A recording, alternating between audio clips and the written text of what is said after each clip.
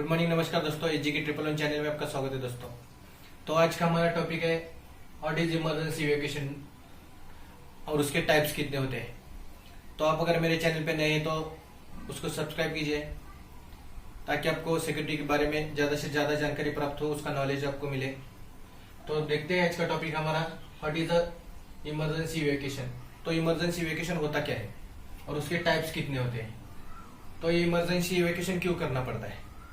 तो ये emergency evacuation क्यों करना पड़ता है, तो नेचुरल डिजास्टर है, जो नेचुरल आपत्तिकालीन आने वाली है, और जो मैनमेड डिजास्टर है यानी कि मैनमेड यानी कि आदमी या तो आदमी से जो मेड होती है आपत्ति आती है, ऐसे दो आपत्तियों से बचने के लिए जो भी मैन और प्रॉपर्टी है उसको बचाने के लिए जो इमरजेंसी इवैक्यूएशन करते हैं, जो भी इवैक्यूएशन करते हैं उसको इमरजेंसी इवैक्यूएशन बोलते हैं। तो नेचुरल डिजास्टर कौन से हैं? तो फ्लड्स होता है, अर्थक्वेक होता है, स्टॉर्म होता है, और तो सुनामी होती है, और टिपिकल साइक्लोन होता है। यानी कि आपने देखा होगा बड़ी बड़ी बाढ़ें आती है तो बड़े से बड़े गांव सिटीज उनको इवैक्यूएट करना पड़ता है। अर्थक्वेक होता है तो भी हमको बिल्डिंग्स वगैरह खाली करनी पड़ती है। स्टॉर्म होता है यानी कि बहुत सारी हवा तेज बहने लगती है तो भी पेड़ गिरने लगते हैं तो भी पेड़ से ज्यादा दूर जाने के लिए हमको इवैक्यूएशन करना पड़ता है। सुनामी आती है तो अगर सागर किनारे कोई बस्ती है तो उसको भी इवैक्यूएट करना पड़ता है। साइक्लोन आते हैं तो भी हमको पता चलता है वेदर से कि कौन से एरिया में साइक्लोन आते हैं तो वो एरिया इवैक्यूएट करना पड़ता है।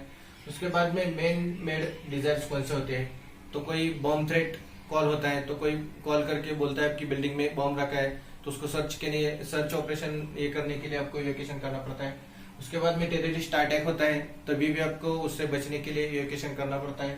उसके बाद में कभी कभी वार होते हैं, अदर कंट्री दूसरे कंट्री पे हमला बोल देती है, उधर बमबारी होती है, तभी भी जो भी एरिया पे कंट्री के एरिया पे अगर बमबारी हो गई तो उसको आपको इवैक्यूएट करना पड़ता है।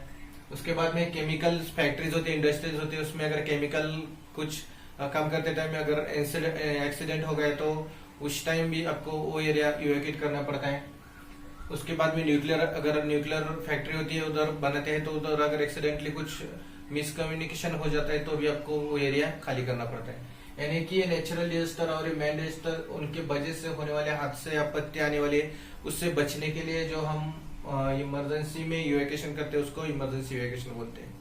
तो उसका डेफिनेशन क्या होता है, is the urgent immediate egress or escape of the people away from an area that continues an imminent threat and ongoing threat or a hazard to lives or property।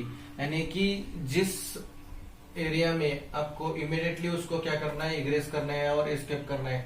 जो भी उस एरिया में people से और होते उनको जल्दी से जल्दी इग्रेस यानी कि एग्जिट करना है या तो एस्केप करना है उनको। जिस पीपल को अवे फ्रॉम किससे, तो दूर हटाना है उनसे, किससे, तो जो भी थ्रेट्स आते हैं इमीडिएटली थ्रेट्स आते हैं, ऑनगोइंग थ्रेट्स होते हैं, और ये जो भी हजार्ड्स मटेरियल होते हैं उनसे बचाने के लिए, जो भी लाइव्स बचाने के लिए प्रॉपर्टी और लोगों की उसको दूर से ज्यादा दूर जाने के लिए जो भी इवैक्यूएशन होता है उसको इमरजेंसी इवैक्यूएशन बोलते हैं। तो ये इमरजेंसी इवैक्यूएशन करते कैसे है, तो उसका एक सीक्वेंस होता है। तो इमरजेंसी इवैक्यूएशन करने के लिए जो सीक्वेंस होता है तो उसका फर्स्ट स्टेप होता है डिडक्शन, यानी कि आपको पहचान लेना है वो किस तरह का जो भी इमरजेंसी है उसको पहले आपको बड़ी या छोटी है उसको डिटेक्ट करना है। उसके बाद में आपको डिसीजन लेना है। उसके बाद में आपको जो भी आपके कंपनी में एम्प्लॉयज है उनको बताने के लिए अलार्म ट्रिप करना है। उसके बाद में आपको रिएक्शन लेना है, यानी कि जब अलार्म ट्रिप होगा तो उसके ऊपर आपको रिएक्शन लेना है। और उसके बाद में नेक्स्ट स्टेप होता है movement to an area to refugee और एन असेंबली स्टेशन, यानी कि जो भी पीपल्स है, विजिटर्स है, वेंडर्स है, उनको अलार्म होते ही क्या करना है, जो भी एस्केप रूट है वहां से, जो भी इमरजेंसी एग्जिट है वहां से मूव आउट करके आपको वहां उनको रिफ्यूज एरिया या तो असेंबली स्टेशन में लेके जाना है। उसके बाद में वहां से ट्रांसपोर्टेशन, यानी कि ट्रांसपोर्टेशन वहां से आप सिर्फ असेंबली एरिया या तो रिफ्यूज एरिया से आप उनको ट्रांसपोर्टेशन करके उनके घर तक सेफ्टली ले जा सकते हो। ये सीक्वेंस यानी कि फर्स्ट डिटेक्ट करना है, उसके बाद में डिसीजन लेना है, उसके बाद में अलार्म ट्रिक करना है, उसके बाद में रिएक्शन देना है उसके ऊपर, उसके बाद में मूवमेंट करना है और उसके बाद में ट्रांसपोर्टेशन करना है। ये सब सीक्वेंस होता है। जब भी इवैक्यूएशन आप इवैक्यूएशन करते हैं तो उस टाइम में आपको ये सब सीक्वेंस यूज करना पड़ता है। तो ये इवैक्यूएशन के टाइप्स होते कितने हैं और कैसे? तो इवैक्यूएशन के टाइप्स होते हैं small evacuation, small scale evacuation यानी कि छोटे स्केल का इवैक्यूएशन, यानी कि छोटी बिल्डिंग हो 4-5 मंजिले की तो उसको इवैक्यूएट करना, ये स्मॉल स्केल इवैक्यूएशन हुआ। उसके बाद में होता है लार्ज स्केल इवैक्यूएशन, यानी कि लार्ज स्केल यानी कि बड़ी ज्यादा से ज्यादा इवैक्यूएशन करना। ये इवैक्यूएशन कब करना पड़ता है? जब भी कोई मिलिट्री का अटैक होता है, या तो वॉर होता है, वॉर टाइम होता है, या तो नेचुरल डिजास्टर्स आने वाले होते हैं, यानी कि स्टॉर्म, सुनामी इस प्रकार से, और फ्लड होता है। तो इस टाइम में जो इवैक्यूएशन किया जाता है उसको लार्ज स्केल इवैक्यूएशन बोलते हैं। उसके बाद में अर्जेंट इवैक्यूएशन, यानी कि इमीडिएटली इवैक्यूएशन करवाना पड़ता है, तो उसको अर्जेंट इवैक्यूएशन बोलते हैं। उसके बाद में प्लान इवैक्यूएशन, यानी कि प्री प्लान आप प्लान करके जो एरिया है उसको इवैक्यूएट करते हो, उसको प्लान इवैक्यूएशन बोलते हैं। उसके बाद में पर्सनल इवैक्यूएशन किट क्या होता है, यानी कि जब आप पर्सनली इवैक्यूएट करते हो तो आपका किट क्या होता है, उस टाइम इवैक्यूएशन किट क्या बोलता है। तो उस टाइम आपके पास वाटर, फूड और क्लॉथ्स, जो भी चीजें हैं वो आपके पास होनी चाहिए, उसको क्या बोलते हैं, पर्सनल इवैक्यूएशन किट।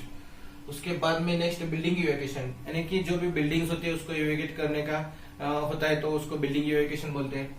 उसके बाद में जो भी बहुत सारे बिल्डिंग्स है, उसका एक कैंपस है, उस कैंपस को, पूरे कैंपस को ही इवैक्यूएट करना है, तो उसको कैंपस इवैक्यूएशन बोलते हैं। बड़ी बड़ी सिटी होती है, उसको सिटी को ही इवैक्यूएट करना है, तो सिटी इवैक्यूएशन बोलते हैं।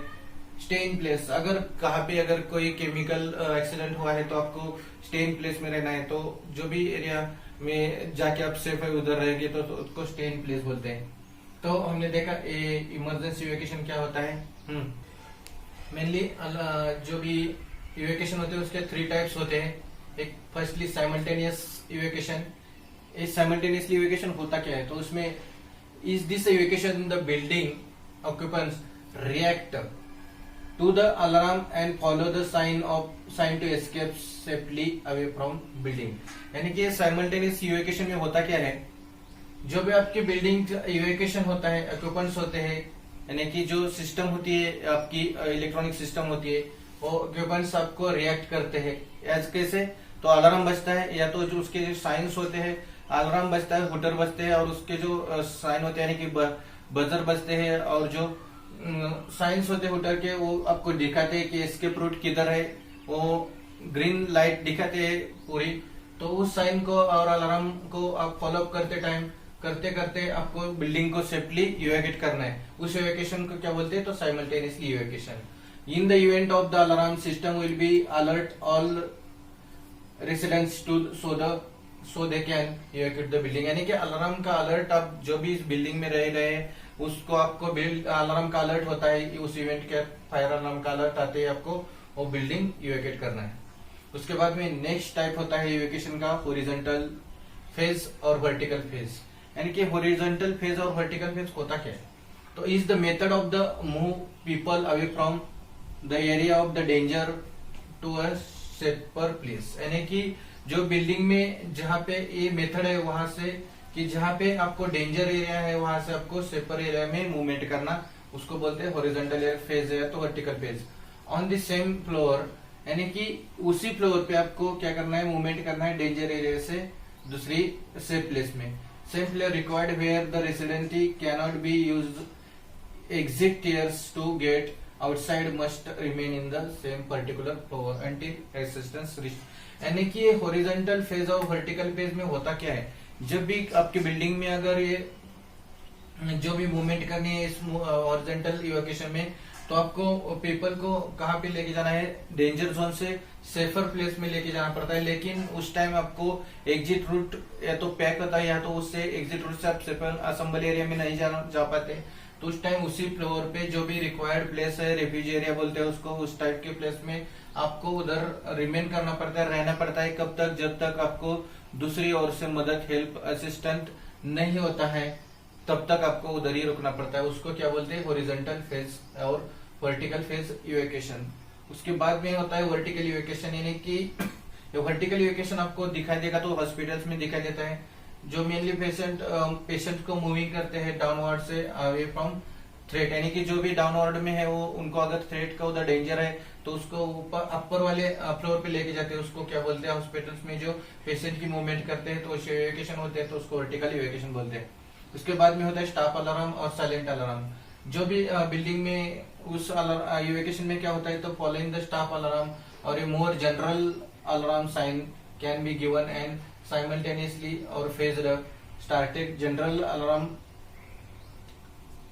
एक्टिवेटेड एज ऑटोमेटिकली, यानी कि जो भी अलार्म्स होते हैं जो साइलेंट मोड पे होते हैं वो एक्टिवेटेड अपने आप होते हैं और आपको क्या करते हैं साइमल्टेनियसली फेज को आपको मूवमेंट करने की ये देते हैं, यानी कि ऑटोमेटिकली जनरेट होकर आपको साइलेंट कर वो क्या करते हैं आपको डिटेक्ट करते हैं और उसी जो इवैक्यूएशन होता है तो उसको स्टाफ अलार्म या तो साइलेंट अलार्म इवैक्यूएशन बोलते हैं। तो आज के टॉपिक में हमने देखा कि व्हाट इज इमरजेंसी इवैक्यूएशन क्या होता है, तो वो किससे होता है। जो भी नेचुरल डिजास्टर्स होते हैं या तो आपके मैन मेड डिजास्टर्स होते हैं उससे जो आपातकाली आती है उससे मैंने की फ्लड होता है, अर्थक्वेक होता है, बॉम्ब थ्रेट कॉल होता है आदि जो इमरजेंसीज होती है उससे जो भी अपने विजिटर्स वेंडर्स एम्प्लॉयज है उनको डेंजर हो सकता है, हानि हो सकती है, उनकी जान बचाने के लिए लाइव उनको ठीक तरह से सेफर मूवमेंट जो होता है उसको हम इमीडिएटली और जो भी एग्जिट होता है वहां से आपको सेफ असेंबली एरिया में लेके जाना है उसको क्या बोलते हैं हम इमरजेंसी इवैक्यूएशन बोलते हैं। उसके सीक्वेंस में हमने देखे कैसे कैसे करना है, पहले डिटेक्ट करना है, उसके बाद में डिसीजन लेना है, उसके बाद में अलार्म करना है, उसके बाद में मूव तो सेफ असेंबली एरिया लेके जाना है, उसके बाद में ट्रांसपोर्टेशन करना है, ये उसका सीक्वेंस है। उसके बाद में हमने देखा कि उसके टाइप्स अलग अलग होते हैं, large scale, small scale, city, campus, buildings, ये सब इवैक्यूएशन में आते हैं। लेकिन मेनली हमने थ्री टाइप्स देखे उनके साइमल्टेनियसली इवैक्यूएशन, यानी कि जो भी इवैक्यूएशन होता है बिल्डिंग में वो क्या होता है जो भी अलार्म बजता है उसका साइन, अलार्म का जो साइन होता है, अलार्म डिटेक्शन होता है, उसका साउंड होता है उसका और जो भी वे दिखाते हैं उसका यूज करके हम सेफ असेंबली एरिया में जाते हैं, उसको क्या बोलते हैं साइमल्टेनियसली इवैक्यूएशन। उसके बाद में हॉरिजॉन्टल फेज यानी कि वर्टिकल फेज यानी कि उसी बिल्डिंग में आपको सेफ असेंबली एरिया में नहीं जा सकते तो रिफ्यूज एरिया जैसा एरिया होता है बिल्डिंग में, वहां पे आपका जो भी रिमेन बिल्डिंग में ही रहना पड़ता है जब तक आपको दूसरी मदद नहीं हेल्प नहीं मिलती तब तक। तो उस इवैक्यूएशन की क्या बोलते हैं हॉरिजॉन्टल फेज और वर्टिकल फेज इवैक्यूएशन। उसके बाद में स्टाफ अलार्म और साइलेंट अलार्म होता है, जो भी अलार्म डिटेक्ट करते हैं वो जनरेट ऑटोमेटिकली जनरेट हो जाते हैं, उसके हिसाब से जो भी इवैक्यूएशन होता है तो उसको स्टाफ अलार्म और साइलेंट अलार्म बोलते हैं। मेरा वीडियो देखने के लिए धन्यवाद। अगर मेरा वीडियो आपको अच्छा लगा होगा तो उसको शेयर कीजिए, लाइक कीजिए, सब्सक्राइब कीजिए। जय हिंद दोस्तों, थैंक यू।